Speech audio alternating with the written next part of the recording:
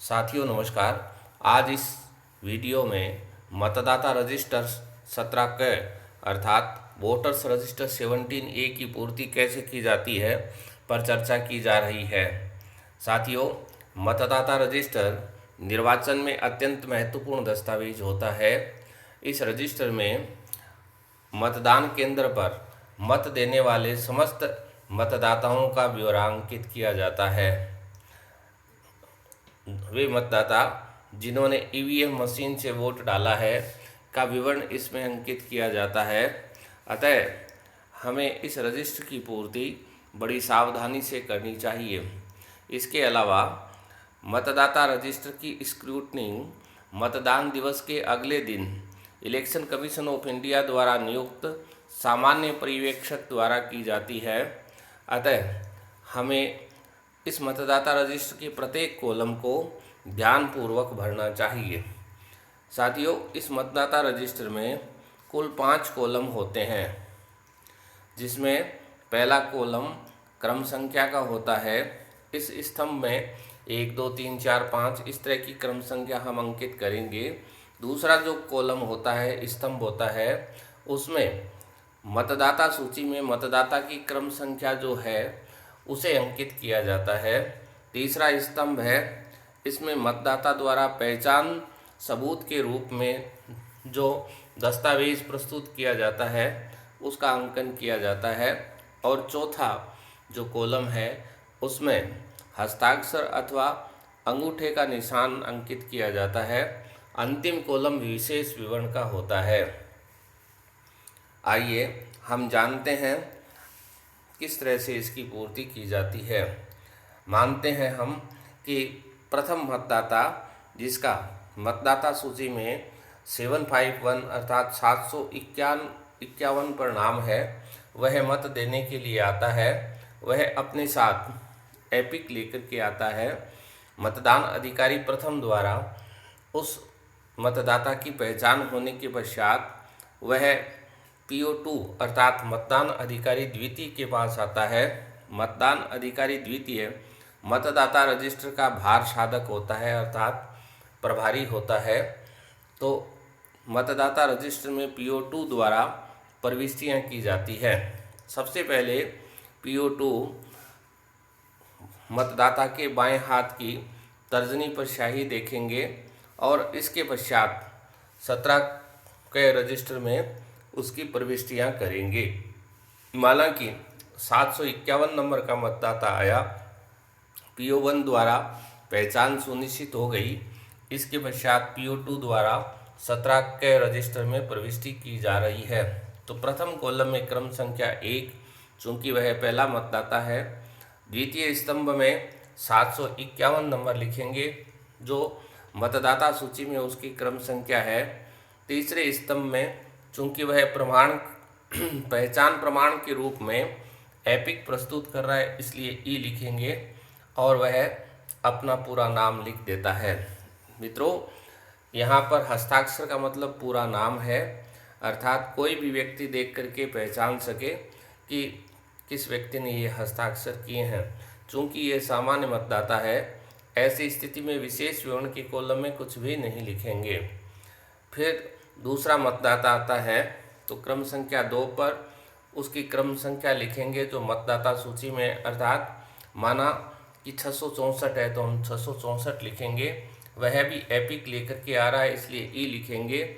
चूँकि वह साक्षर नहीं है, पढ़ा लिखा नहीं है, अतः ऐसी स्थिति में बाएं हाथ का अंगूठा लगाएंगे।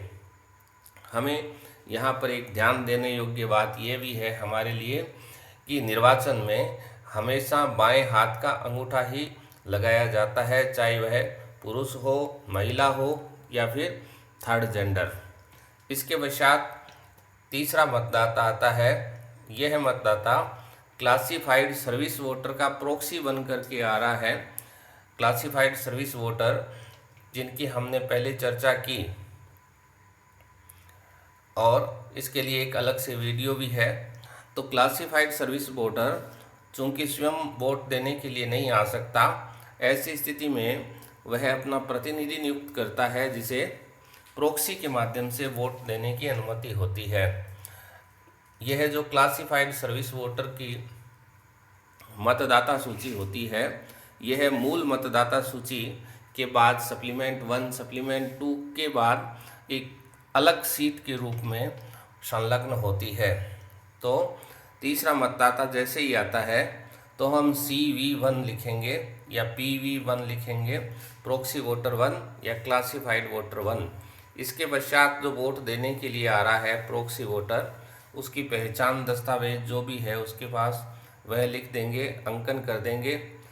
वह चूँकि पढ़ा लिखा है इसलिए अपना पूरा नाम लिख देगा और विशेष विवरण में PV या CSV और विद इन ब्रैकेट 1 लिखेंगे, अर्थात क्लासिफाइड सर्विस वोटर है, ये प्रॉक्सी वोटर है और उसका नाम मतदाता सूची में जो एडिशनल मतदाता सूची है क्लासिफाइड सर्विस वोटर की, उसकी क्रम संख्या 1 पर अंकित है।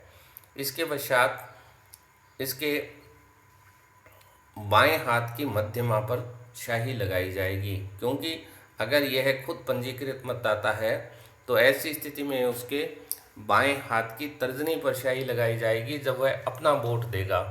लेकिन चूंकि अभी वह प्रॉक्सी वोट दे रहा है इसलिए बाएं हाथ की मध्यमा पर स्याही लगाई जाएगी। अन्य सभी मतदाताओं के जो मूल मतदाता है बाएं हाथ की तर्जनी पर स्याही लगाई जाती है। इसके पश्चात चौथा वोटर आता है, क्रम संख्या उसकी 112 है तो हम 112 लिख देंगे। वह पहचान दस्तावेज के रूप में ड्राइविंग लाइसेंस ला रहा है तो हम DL लिख करके अंतिम 4 डिजिट उस ड्राइविंग लाइसेंस के लिखेंगे। वह अपना पूरा नाम लिख रहा है तो पूरा नाम भी लिख दिया उसने। अब क्या है, 17 के रजिस्टर में प्रविष्टि करने के पश्चात उसका मन बदल गया और उसने कहा मैं तो वोट नहीं दूंगा। तो ऐसी स्थिति में हम विशेष विवरण के कॉलम में वोट देने से इनकार किया या बिना वोट दिए चला गया, अथवा अंग्रेजी में लिखें तो लेफ्ट विदाउट वोटिंग, कुछ भी लिख दें इन तीनों में से, और इसके पश्चात उस मतदाता के हस्ताक्षर अथवा अंगूठा निशानी लेंगे। फिर इससे वोट नहीं डलवाएंगे चूंकि उसने मना कर दिया है। पांचवा जो वोटर है वह आता है और उसकी क्रम संख्या 1010 है। यह प्रवासी या अनिवासी या विदेशी या NRI मतदाता है, अर्थात भारत का रहने वाला है किंतु भारत में रहता नहीं है, विदेशों में रहता है। विदेशों में इसने वहाँ की नागरिकता ग्रहण नहीं की है, तो ऐसी स्थिति में उसे भारत में एपिक जारी नहीं होगा, अन्य कोई दस्तावेज जारी नहीं होगा, केवल उसका पासपोर्ट है वही पहचान दस्तावेज के रूप में मान्य होगा। वह अपना मूल पासपोर्ट लेकर के आएगा, उससे उसकी पहचान की जाएगी। तो पहचान दस्तावेज में हमने PP लिखा, अंतिम 4 डिजिट लिखे, उसने अपना मतदाता ने अपना पूरा नाम लिखा हस्ताक्षर के रूप में, और विशेष विवरण में हम प्रवासी भारतीय, अनिवासी भारतीय या विदेशी या NRI कुछ भी लिख दें, इस तरह का आपको संकेत करना है। फिर छठा वोटर आता है, वह EDC वोटर है, अर्थात BLO या फिर PRO या फिर सेक्टर ऑफिसर या फिर पोलिंग ऑफिसर में से कोई भी 1 2 3 या ड्राइवर कंडक्टर जो भी है, जिसके पास EDC जारी की गई है, जिसके पास EDC का सर्टिफिकेट है, वह लेकर के आएगा। EDC PRO द्वारा रख लिया जाएगा और उसकी प्रविष्टि की जाएगी। इसकी प्रविष्टि करने का एक विशेष नियम है, चूँकि उस वोटर लिस्ट में उसका नाम नहीं होता है, तो ऐसी स्थिति में उसकी स्वयं की जो वोटर लिस्ट है उसमें क्रम संख्या, उसका भाग संख्या और विधानसभा निर्वाचन क्षेत्र की क्रम संख्या अथवा विधानसभा निर्वाचन क्षेत्र का नाम लिखा जाएगा। जैसे 72 पर उसका नाम है और 11 नंबर भाग संख्या है, तो 72/11/AC का नाम लिख देंगे अथवा AC की क्रम संख्या हम लिख देंगे। पहचान दस्तावेज के रूप में वह एपिक प्रस्तुत कर रहा है, इसलिए E लिख देंगे, पूरा नाम लिखा जाएगा और विशेष विवरण के कॉलम में EDC लिख देंगे। EDC के बाद भी आप कोष्टक में जो EDC के डिस्पेच नंबर है वह लिख सकते हैं। इसके पश्चात 7वां मतदाता आता है, उसकी क्रम संख्या 210 है, तो हमने लिखी पहचान दस्तावेज के रूप में वह आधार अर्थात UID प्रस्तुत कर रहा है, तो UID लिख करके अंतिम 4 डिजिट लिखेंगे। वह अपने बाएं हाथ का अंगूठा लगा देता है, निशानी दे देता है, लेकिन उसने गोपनीयता भंग कर दी। वोट डालने से पहले उसने कह दिया कि मैं अमुक उम्मीदवार को, अमुक अभ्यर्थी को वोट दूंगा, तो ऐसी स्थिति में PRO उसे वोट डालने से रोक देंगे, उसे अनुज्ञात नहीं करेंगे, क्योंकि गोपनीयता भंग करने वालों को वोट डालने की अनुमति नहीं होती है। तो ऐसी स्थिति में विशेष विवरण के कॉलम में अनुज्ञात नहीं या मत देने से रोका, और उसका कारण है वो विदिन कोष्टक लिख देंगे गोपनीयता भंग, फिर PRO अपने हस्ताक्षर करेंगे। फिर एक ASD वोटर आता है, तो ASD वोटर है वो अपनी क्रम संख्या, उसकी क्रम संख्या लिखेंगे, एपिक लिखेंगे, वह अपना पूरा नाम लिखेगा और ASD विशेष विवरण में लिख देंगे। यहाँ मित्रों एक ध्यान देने योग्य बात है कि अगर वह अपना पूरा नाम लिखता है तो नाम के साथ साथ उसके अंगूठा जो है उसकी निशानी भी ली जाएगी बाएं अंगूठे की, तो ASD के बाद उसके बाएं अंगूठे की निशानी भी हम लेंगे। ये निर्देशों में इस तरह का प्रावधान है कि ASD जो वोटर्स है वह अगर हस्ताक्षर करता है तो उसके बाएं हाथ का अंगूठा है उसका निशान भी दिया जाएगा। इसके पश्चात 9वां वोटर आता है, उसका नाम 62 पर है, तो 62 नंबर लिख देंगे, एपिक लेकर के आ रहा है और उसने बायां अंगूठा लगा दिया, लेकिन वह नेत्रहीन है, तो ऐसी स्थिति में हम नेत्रहीन लिख देंगे। और उसने अगर डमी सीट का प्रयोग किया है ब्रेल लिपि का तो डमी लिख देंगे, साथी का किया है, साथी का सहयोग लिया है तो साथी लिख देंगे, और अगर दोनों का किया है तो डमी डैश साथी, इस तरह से लिख देंगे। फिर 10वां मतदाता आता है, उसका नाम 114 पर है, तो हम लिख देंगे उसके पास बैंक की पासबुक है पहचान दस्तावेज के रूप में, तो हम बैंक पासबुक लिख करके अंतिम 4 डिजिट लिखेंगे। इतना करने के बाद उसने हस्ताक्षर करने से मना कर दिया, या फिर उसने हस्ताक्षर स्पष्ट नहीं किए, हस्ताक्षर स्पष्ट नहीं किए तो हमने उसे अंगूठा निशानी देने का आग्रह किया उससे, किंतु उसने अंगूठा निशानी भी नहीं दी, तो ऐसी स्थिति में PRO को अधिकार है कि ऐसे मतदाताओं को वोट देने की अनुमति न दें, अनुज्ञा न दें, तो हम लिखेंगे अनुज्ञा नहीं अथवा रोका, और विदिन ब्रैकेट लिख देंगे हस्ताक्षर या अंगूठा निशानी देने से इनकार किया, फिर PRO अपने हस्ताक्षर करेंगे। इसके पश्चात 11 नंबर का मतदाता आता है, अर्थात अगला मतदाता आता है, तो हम 11 नंबर पर, सीरियल नंबर 11 पर उसकी प्रविष्टि करेंगे और उसकी क्रम संख्या माना कि 421 है, तो हम 421 लिख देंगे, एपिक लेकर के आ रहा है, पूरा नाम भी लिख देता है, किंतु अमिट शाही लगाने से वह मना कर देता है। तो जो व्यक्ति अमिट शाही नहीं लगवाता है उस व्यक्ति को वोट डालने का अधिकार नहीं है, तो हम लिखेंगे रोका अथवा अनुज्ञात नहीं, अनुमति नहीं, और विदिन ब्रैकेट लिखेंगे अमिट शाही नहीं लगवाई, और PRO अपने हस्ताक्षर कर देंगे।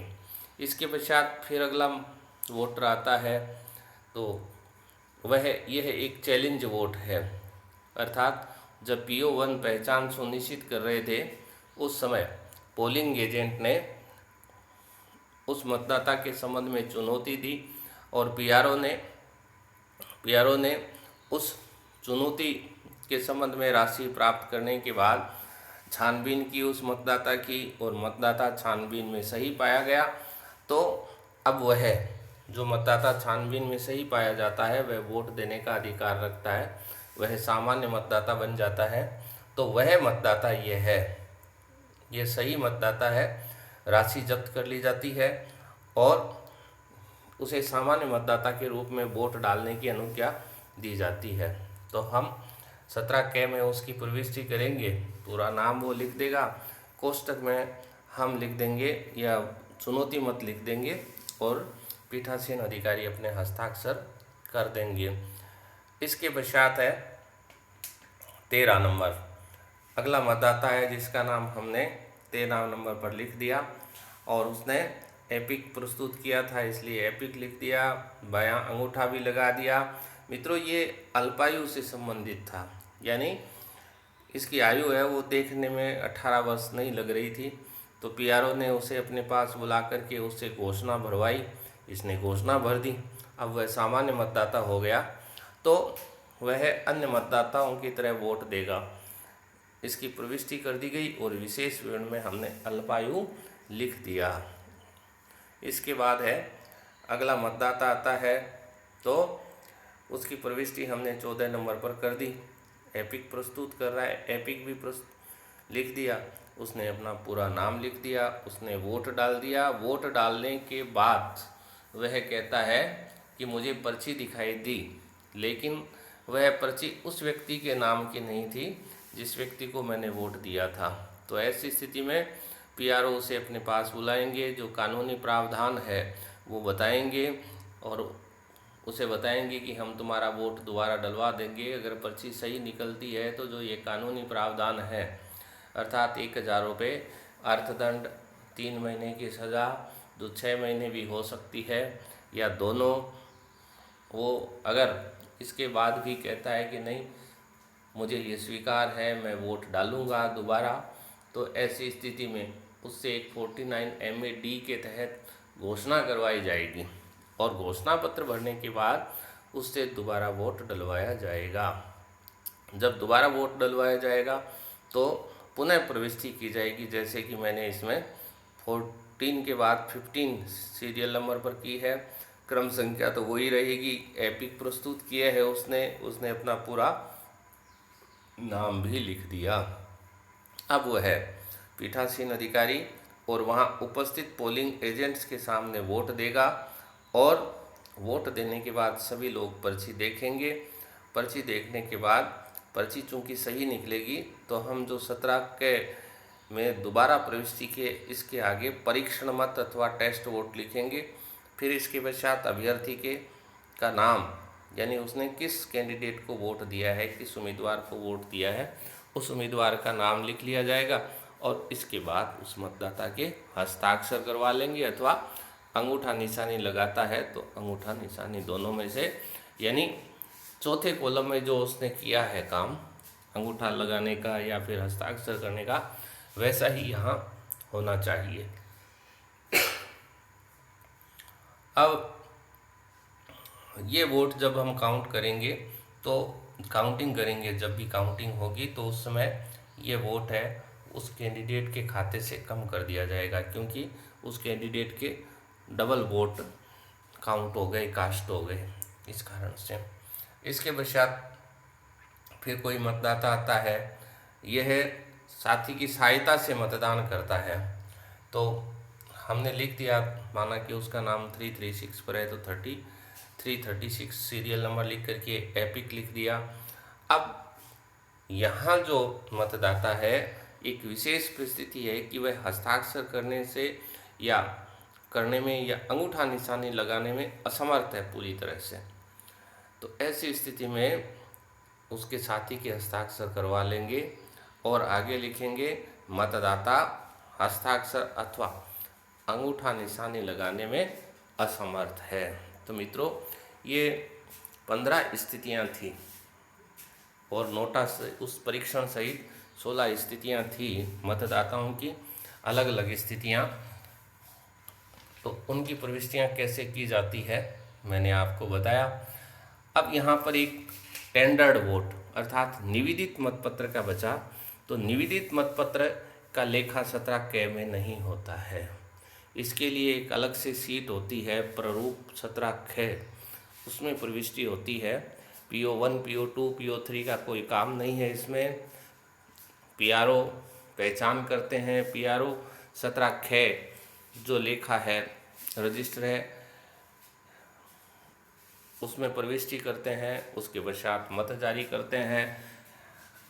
तो इसमें 17 K में उसकी कोई प्रविष्टि नहीं होती है।